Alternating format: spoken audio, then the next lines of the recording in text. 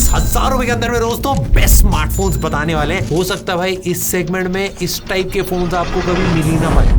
अभी जो चीजें आ रही है भाई, जैसे कैमरे में टेलीफोटो लेंस में भाई मस्त फोटोज आप ले सकते हो। डिस्प्ले एमोलेड या फिर पीओलेड, मीडियाटेक में डायमेंसिटी 7300 या 7400 के अराउंड आ जाए, या फिर स्नैपड्रैगन में 7S Gen 2 या फिर 7 Gen 3 को आप पुराने स्मार्टफोन भी सस्ते मिल जाते हैं, बट 2 साल से पुराना स्मार्टफोन आप मत लेना। 50 मेगापिक्सल वाला OIS अगर मिल जाए तो बहुत बढ़िया बात हो जाती है। और बैटरी मिनिमम 5000 mAh, ये 7000 mAh बैटरी वाले भी ऑप्शन भाई कॉमन हो गए। Android 15 out of the box मिलना चाहिए और मिनिमम 2 से 3 साल के अपडेट्स भी आप चेक करना, और 2 दिन चलने वाली बैटरी भी इस सेगमेंट में आपको मिल जाती है। ये सारी चीजें भाई फाइंड करना थोड़ा सा क्रिटिकल है। हमने सारे फोन सेलेक्ट करके रखे हैं आपके लिए इस वाली वीडियो के अंदर, जो आप डिफरेंट यूज के अकॉर्डिंग आपके लिए फिट हो। जो इस लिस्ट पे है वो भाई तगड़े ही फोन है। हमने कुछ कैटेगरीज आपको एंड में बताएंगे, कौन सा डिस्प्ले में अच्छा है, कौन सा कैमरे में अच्छा है, सारी चीजें भाई इस वीडियो के अंदर आपको पता चल जाएंगी। अगर एक स्मार्टफोन खरीदने वाले हो तो ये एक इंपॉर्टेंट वीडियो होगी, एंड तक देखना। तो पहला स्मार्टफोन मेरे दोस्तों लिस्ट पे आ रहा है CMF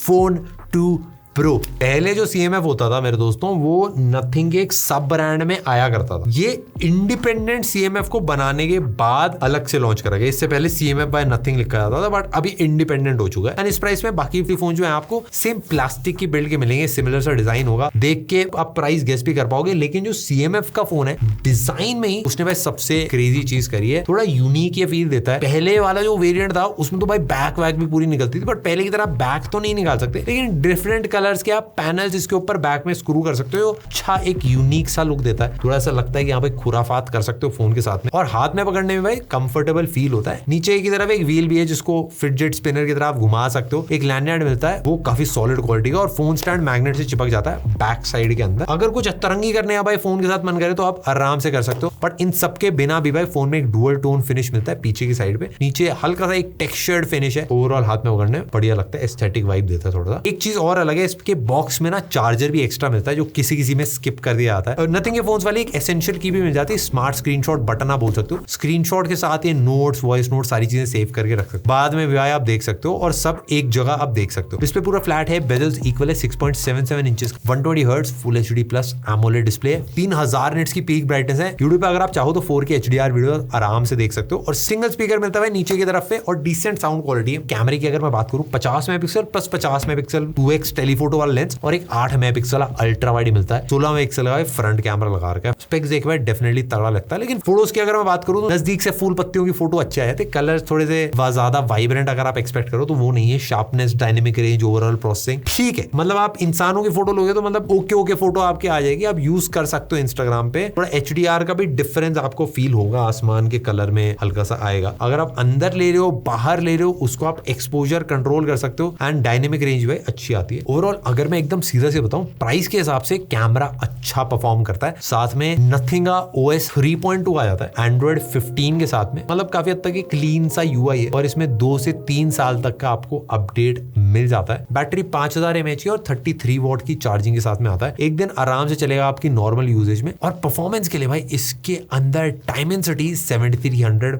Pro प्रोसेसर लगा रखा है। 8GB LPDDR4X रैम है, UFS 2.2 स्टोरेज है, BGMI 120 FPS का सपोर्ट है, 90 FPS के अराउंड तो एकदम ही स्मूथ परफॉर्मेंस मिलती है। इस प्राइस में ओके प्रोसेसर है, बेस्ट नहीं है, बट गेम की सेटिंग्स और सारी चीजें सब अनलॉक्ड है, तो वो बढ़िया रहता है भाई। ओवरऑल प्यारा सा फोन है। प्रोज एंड कॉन्स की अगर मैं बात करूं तो सिंपल चीज है भाई, डिस्प्ले इसका क्रिस्प है, क्लीन OS है, यूनिक सा एक डिजाइन मिल जाता है। और दिक्कत यह है कि भाई OIS नहीं है कैमरे के अंदर, और सिंगल ही स्पीकर मिलता है। प्राइस की अगर मैं बात करूं तो फ्लिपकार्ट पे इस टाइम पे 8 प्लस 128GB वाला जो वेरिएंट है 18,999 का आप बाय कर सकते हैं। नेक्स्ट मेरे दोस्तों, सैमसंग का A35। सैमसंग की A सीरीज का स्मार्टफोन है, जो सैमसंग की जो मिड रेंज सीरीज है, इसमें फ्लैगशिप वाली भी थोड़ी फील देने की कोशिश करी जाती है, और फीचर्स भी थोड़े से ऐड करे जाते हैं फ्लैगशिप लेवल वाले, एंड सॉफ्टवेयर का सपोर्ट भी भाई बहुत क्रेजी ऐड करा जाता है। बिल्ड वाइज देखोगे तो ग्लास बैक आपको मिल जाती है, जो इस प्राइस में बहुत प्रीमियम फील भी देगी, एंड बहुत रेयर भी है भाई ग्लास बैक मिलना। साइड से प्लास्टिक है, बट बिल्ड वाइज भाई सॉलिड फील होता है। कैमरा वाला जो लेआउट है वो S25 की तरह ही है, एंड इसके कॉर्नर्स भी भाई राउंड है, जिससे जिससे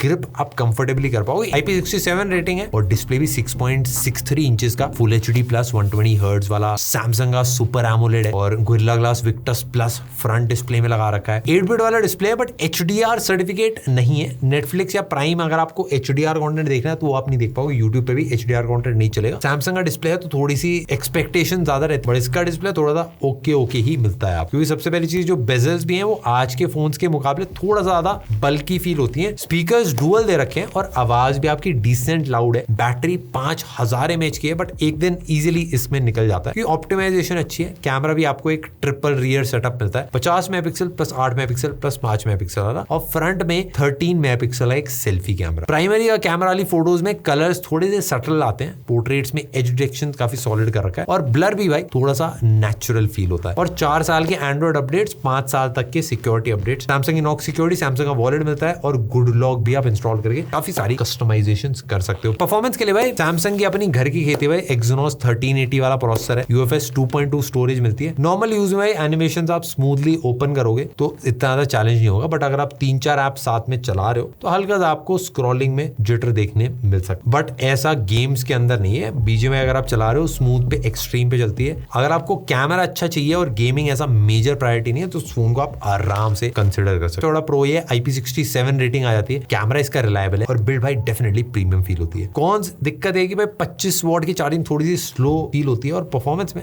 हल्का सा पीछे रह जाता है। 8+128GB वाला वेरिएंट आपको पड़ेगा 18,999। नेक्स्ट मेरे दोस्तों आ जाता है Realme का P4 P सीरीज, मतलब इनकी पावर वाली सीरीज है जो 20,000 के नीचे आपको काफी परफॉर्मेंस सेंट्रिक फोन देती है। गेम्स के लिए भी भाई इसमें स्पेशल फीचर्स और एक अलग से चिप विप भी लगा रखी है। अगर आपको सॉलिड परफॉर्मेंस चाहिए आपको मजा आएगा। बिल्ड ओवरऑल पूरा प्लास्टिक का है लेकिन नीचे एक रेड डॉट के साथ 3D इफेक्ट थोड़ा सा मिल जाता है और कैमरा आइलैंड भी थोड़ा सा इंस्पिरेशन ले ली गई है कहीं से। एजेस भी फ्लैट है, ग्रिप करने में आसानी होती है और रेटिंग IP65 IP66 दोनों रेटिंग। डिस्प्ले भी भाई 6.77 इंचेस का है, 144 hertz full HD plus AMOLED और 4500 निट्स की पीक ब्राइटनेस इसके अंदर ऐड कर रखी है। बेजल्स भी भाई पतले हैं, टॉप पे भी साइड पे भी थोड़ी सी चेन है नीचे के साइड पे, बट ज्यादातर लोग नोटिस भी नहीं कर पाएंगे। स्पीकर डुअल मिलता है बट थोड़ा रेशियो हिला हुआ है, मतलब 70-30 है, नीचे वाला थोड़ा ज्यादा लाउड है, ऊपर वाला थोड़ा कम है। बैटरी 7000 mAh है, 80 वॉट की चार्जिंग के साथ आता है। 2 दिन आप आराम से खींच पाओगे और 9 से 10 घंटे का स्क्रीन ऑन टाइम आपको इस पे मिल जाएगा। तो भाई यूजुअली इस प्राइस पर परफॉर्मेंस वाले फोन जो होते हैं उनमें कैमरे में कॉम्प्रोमाइज होता है एंड इसमें भी सेम ही देखने के लिए मिलता है आपको। 50 megapixel 8 megapixel dual rear camera setup है बिना OIS के और फ्रंट में 16 मेगापिक्सल। एक्सपोजर में HDR में थोड़ा सा स्ट्रगल करता है बट ब्लर थोड़ा सा मेरे को ऐसा फील हुआ कि नेचुरल दिखता है। ओवरऑल सॉफ्टवेयर एंड UI का एक्सपीरियंस अच्छा है। Realme UI 6.0 आता है, Android 15 के ऊपर बेस्ड है। कुछ AI वाले फीचर्स भी ऐड कर रखे हैं एंड भाई परफॉर्मेंस की बात करें जो इसका हाईलाइट, इसमें Dimensity 7400 अल्ट्रा और एक अलग से डेडिकेटेड गेमिंग चिप लगा रखी है भाई, जिसका बेसिकली काम है ग्राफिक्स को थोड़ा बूस्ट करके दिखाना। गेम आपको शार्प दिखेगा, क्लियर दिखेगा। इनके साथ में UFS 3.1 स्टोरेज भी आपको मिल जाता है जो इस वाले सेगमेंट के काफी सारे फोन से इसको बेटर बना देता है and day to day uses में आप एप्स ओपन करोगे, मल्टीटास्किंग करोगे, आपको फर्क फील होगा। मेरा पर्सनल ओपिनियन ये है कि मेरे दोस्तों Realme की ये वाली सीरीज जो है मोस्टली ऑनलाइन बिकती है। 144 हर्ट्ज 7000 mAh बैटरी और गेमिंग के लिए चिप, ये सब मार्केटिंग में ऑन पेपर काफी सॉलिड लगता है। एक्चुअल यूज करने में भी इन सारी चीजों में तो है काफी तगड़ा, बट कैमरा में थोड़ा सा चैलेंज आता है। बेसिकली कॉम्प्रोमाइज करना पड़ता है भाई, कहीं तो होगा। अगर आप कुछ प्रोफेशनल करने का ट्राई करो, मूवीज अगर आपको बनानी है इससे तो इतना मजा नहीं आएगा, बट बाकी गेम खेलनी है, स्लीक लाइट वेट फोन चाहिए, UI स्नैपी फील होता है, वो सारी चीजों के लिए मजा आएगा आपको यूज करने में। प्रोज अगर मैं सिंपली बताऊं तो प्रोज के यही है कि स्लीक है, लाइट वेट है, UI काफी स्नैपी फील होता है और बैटरी परफॉर्मेंस दोनों बहुत सॉलिड है। दिक्कत बस यही है कि भाई कैमरे में थोड़ा सा कॉस्ट बेटर होना चाहिए था एंड डिस्प्ले कभी कभार भाई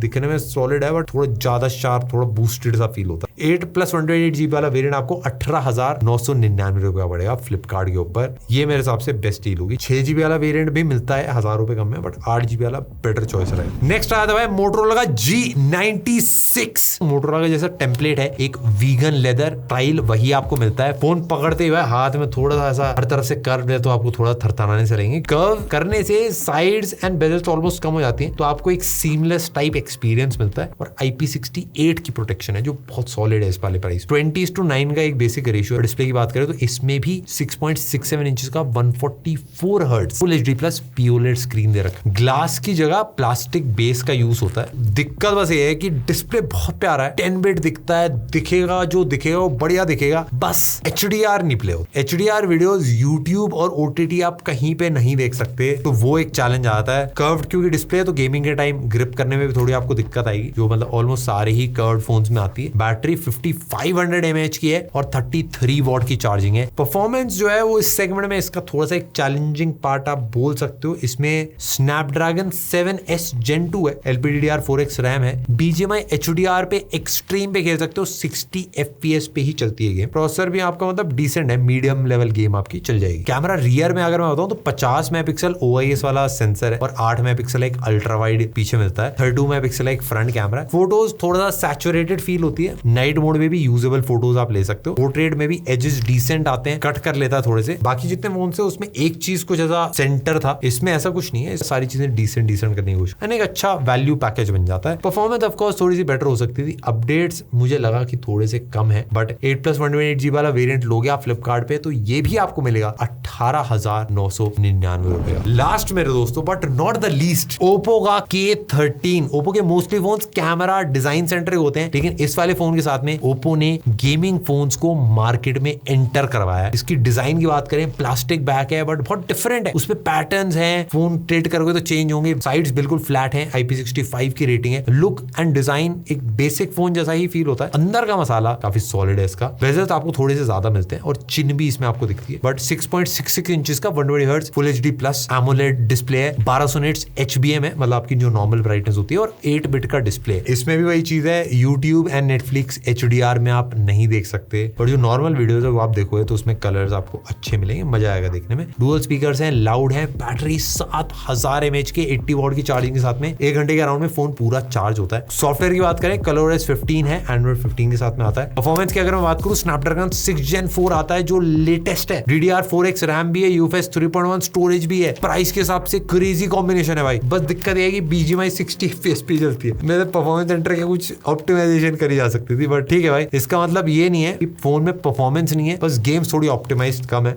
कैमरा 50 मेगापिक्सल प्लस 2 मेगापिक्सल का और 16 मेगापिक्सल का फ्रंट में दे रखा है। फोटोज आप बढ़िया निकाल सकते हो जो लेंस है उससे। मैं एकदम आपको सीधा बताऊं तो ओप्पो की तरफ से परफॉर्मेंस सेंट्रिक स्मार्टफोन है और अच्छा बनाया है एंड काफी प्यारा सा बनाया है, लेकिन बैटरी और चार्जिंग इसकी काफी सॉलिड निकल के आती है। प्रोसेसर लेटेस्ट है बट BGMI में 90 FPS एटलीस्ट होता तो भाई मजा ही आया, बट बाकी अपने फेवरेट गेम तो आप खेल ही पाओगे। बट 8+128GB वाला वेरिएंट फ्लिपकार्ट में 19,999 रुपीज का आपको मिल जाएगा। बेस्ट चॉइस भाई, अवार्ड अगर देने हो कैमरे के लिए CMF Phone 2 Pro और सैमसंग का A35। गेमिंग में ओप्पो का K13 और रियलमी का P4 दोनों ही भाई तगड़े हैं। डिजाइन में भाई अगर थोड़ा अतरंगी बिल्ड चाहिए तो CMF, और अगर प्लेन बिल्ड चाहिए तो सैमसंग में ग्लास आता है, काफी प्यारी फील देता है। एंड डिस्प्ले में अगर रेटिंग देनी हो मेरे दोस्तों, रियलमी का P4 crazy display. I hope आप समझ गए होगे भाई आप लोगों के लिए कौन सा फोन सही है, एंड इसी के लिए हम ये वाली वीडियो बनाते हैं ताकि आपका डिसीजन सही हो और आपका पैसा सही वसूल हो, आप जो भी स्मार्टफोन खरीदने जा रहे हो उसमें। एंड मैं अपनी तरफ से एक चीज ऐड करूंगा कि ये बहुत इंपॉर्टेंट टाइम होगा फोन खरीदने का। अगर आप कोई भी फोन खरीदो आप यही सोच के खरीदना कि 2 से 3 साल एटलीस्ट आप चलाओ, क्योंकि नेक्स्ट के 2 से 3 साल फोन के प्राइसेस बढ़ेंगे। ये इंपॉर्टेंट डिसीजन भी होगा और मेरे ख्याल से एक सही टाइम भी है किसी भी प्राइस पॉइंट पे अगर आप खरीद रहे हो। इस वाली वीडियो के लिए मिलते हैं नेक्स्ट वाली में।